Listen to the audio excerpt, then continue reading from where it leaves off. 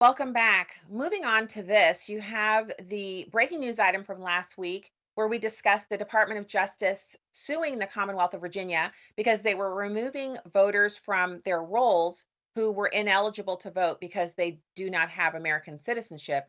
They were doing it one at a time instead of in bulk deletions, and over 6,000 people were found to be in the country, non citizens, but also registered to vote. Well, it turns out a federal judge, per a move by the Department of Justice, is now ordering Virginia to put those non citizens back on the rolls, giving them the ability to vote in this election. As close as our elections have been, 6,000 foreigners voting would be enough to tip the state of Virginia in one direction or the other. So, this happened just today. You have this federal judge ruling that removing the registered voters from the rolls violated federal law. The Justice Department had sued Virginia over this. Their suit against the Commonwealth of Virginia, the Virginia State Board of Elections, and the Virginia Commissioner of Elections for allegedly violating the National Voter Registration Act of 1993 is something that I find to be spurious and obviously meant to harm the integrity of our elections. Virginia argued that non citizens removed from the voter rolls are ineligible to vote. The judge ruled that they were illegally removed too close to the election. We're bringing more on this as it develops. Obviously, this is bad news for voter integrity.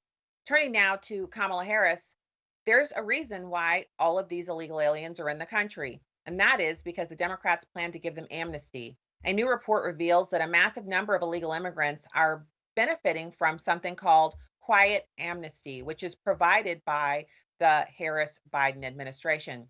Nearly 1 million illegals were here illegally, staying in the US indefinitely until after their cases were dismissed or closed.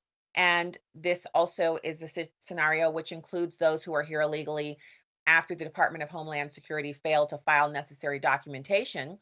And when that happens, they receive amnesty. It's like an automatic lever that depresses when the part of the government that they are under fails to complete a requirement. This is a House Judiciary Committee. This report was released yesterday, and they're sharing the following quote: through administrative maneuvering at both the Justice Department and DHS, Biden Harris's administration has already ensured that nearly 1 million aliens can remain in the U.S. without possibility of deportation, and that trend shows no sign of stopping. Once you overwhelm the immigration system, bring the people in massive numbers, the agencies are not able to follow the normal rules and regulations by which those people would be removed. If you stop deporting people, the time will elapse, and the expiration of that time indicates that the government has failed its due diligence, and people who are here illegally then are able to be amnestied in automatically. This is their plan. And now that we know what it is imperative that we remove the ability of them to continue it by electing Donald Trump. It's so insulting to those of us who are paying for all of this. It's really incomprehensible. We can't describe it accurately. And turning now to another aspect of our voting, you have 84% of American voters favoring photo identification requirements at their voting place. This is not surprising. I've covered this before in the past, but this is fresh, new polling from Gallup. They have this on their homepage today. It's Americans endorsing both early voting and voter verification. Now, smaller majorities favor automatic voter registration and sending absentee ballot applications to all citizens. I think that's kind of ridiculous. It's a waste of money to send every single citizen an absentee ballot. But how about any citizen who requests it? I think that makes sense.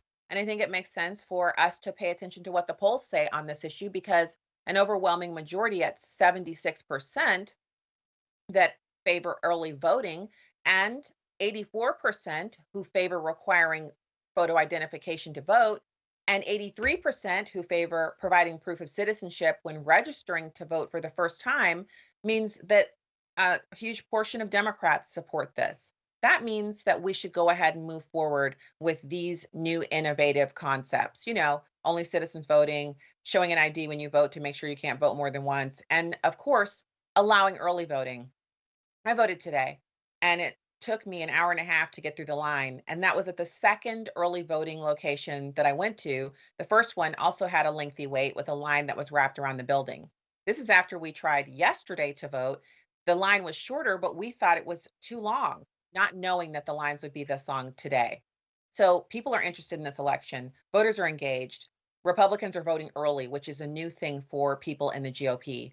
And Americans are very concerned about the direction of the country. I think this poll by Gallup demonstrates something that is so important, and that is common sense exists on both sides of the political aisle. Democrats understand that we need one citizen, one vote, and that only citizens should vote. And it is the leadership and radical activists of the Democrat Party who are pushing our country in the wrong direction. I hope and pray that the people who support this in this poll will speak out vehemently within their party to bring some order back to our electoral system. That's the program for this week. And we wish you a great weekend, relaxation, rest, and fun. And of course, let's get out there and vote and make our voices heard. Stacey Washington here. We'll see you back here on Monday on Salem News Channel. God bless.